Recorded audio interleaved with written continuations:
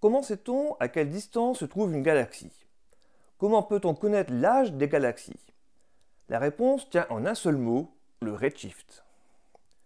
Ce phénomène traduit l'expansion de l'univers. Il est la clé pour mesurer les distances en astrophysique et comprendre l'évolution de l'univers. Dans cette vidéo, nous allons expliquer ce concept fondamental de l'astrophysique.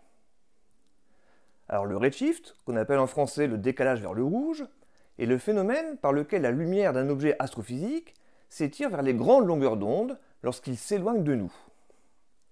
Alors attention à ne pas confondre le redshift dû à l'effet Doppler avec le redshift cosmologique. L'effet Doppler est ce que vous percevez quand une ambulance s'approche et s'éloigne de vous. Les ondes sonores se compressent à l'avant et s'étirent à l'arrière. Eh bien la même chose se produit avec la lumière. Ainsi, les étoiles d'une galaxie en rotation présentent un côté décalé vers le bleu et l'autre côté vers le rouge.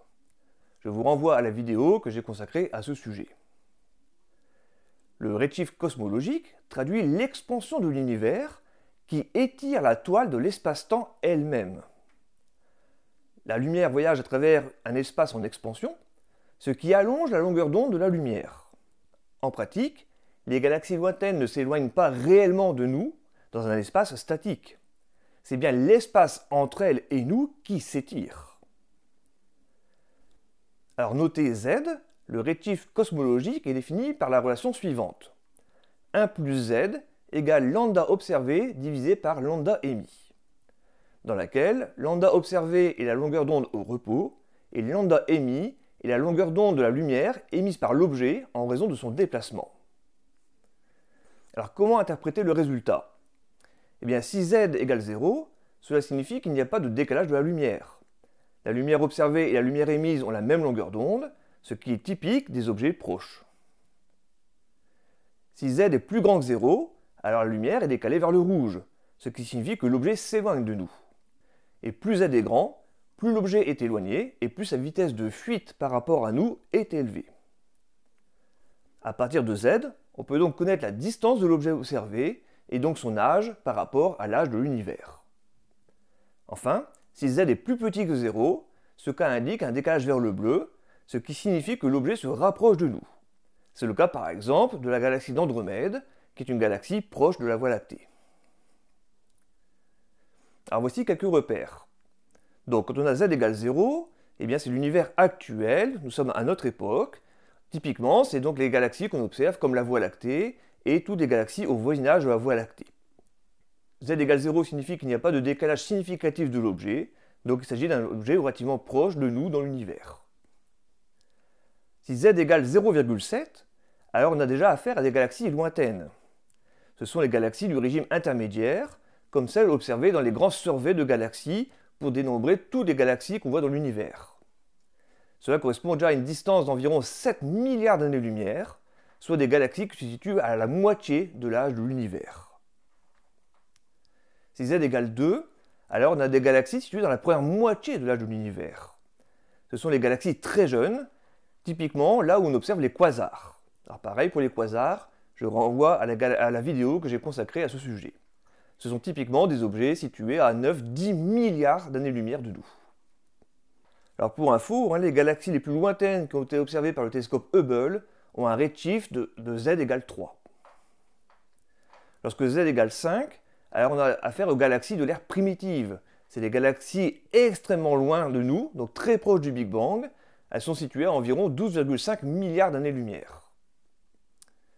Donc ça correspond à l'époque où l'univers était âgé d'environ 1 milliard d'années, ce qui permet de voir des galaxies dans la première étape de leur formation.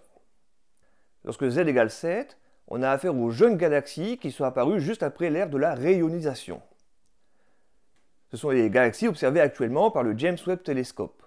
Donc c'est les premières époques de l'univers, très très jeunes, environ 500 millions d'années après le Big Bang.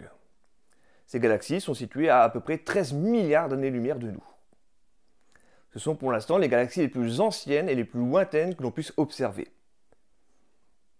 Si Z égale 13, eh bien on a affaire à des objets donc extrêmement lointains et extrêmement jeunes. C'est l'époque des premières étoiles formées par l'univers. Et donc à partir de là, la formation des premières galaxies. On est donc environ à 13,7 milliards d'années-lumière de distance par rapport à nous. Et si z égale 1100, eh bien là, on tombe sur le fond diffus cosmologique, dont j'ai déjà eu l'occasion de vous parler dans une vidéo précédente également. Il s'agit justement de la première lumière émise par l'univers lorsqu'il était âgé de 380 000 ans. Alors concrètement, qu'est-ce que cela signifie? Eh bien, prenons l'exemple de l'une des premières images réalisées par le James Webb Telescope. Sur cette image, on distingue pas moins de 4200 galaxies. Celles qui sont encerclées de bleu sont les plus proches, avec un redshift compris entre 1,5 et 3. Elles se trouvent à plus de 10 milliards d'années-lumière de nous. Celles qui sont encerclées de vert sont légèrement plus éloignées, avec un redshift compris entre 3 et 4. Enfin, les galaxies les plus distantes, donc celles qui nous intéressent pour comprendre l'origine des galaxies, elles sont situées à plus de 13 milliards d'années-lumière de nous, et c'est celles qui sont cerclées en rouge sur cette image. Elles ont un redshift entre 4 et 6. Ainsi, plus une galaxie est éloignée, plus cette lumière a voyagé longtemps avant d'arriver jusqu'à nous. Par conséquent, observer des galaxies à grand redshift, c'est voir l'univers tel qu'il était il y a des milliards d'années dans le passé.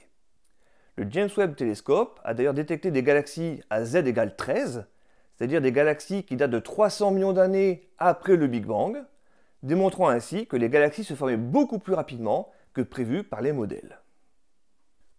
Vous l'aurez compris, l'analyse du redshift est la clé pour comprendre l'évolution de l'univers et l'évolution des galaxies. Grâce à lui, nous pouvons confirmer l'expansion de l'univers, mesurer son âge et même entrevoir ses origines. Si ce voyage dans l'espace-temps vous a plu, n'hésitez pas à liker, à partager la vidéo, à vous abonner à la chaîne pour découvrir encore plus de mystères sur l'univers. A très bientôt pour une nouvelle aventure cosmique.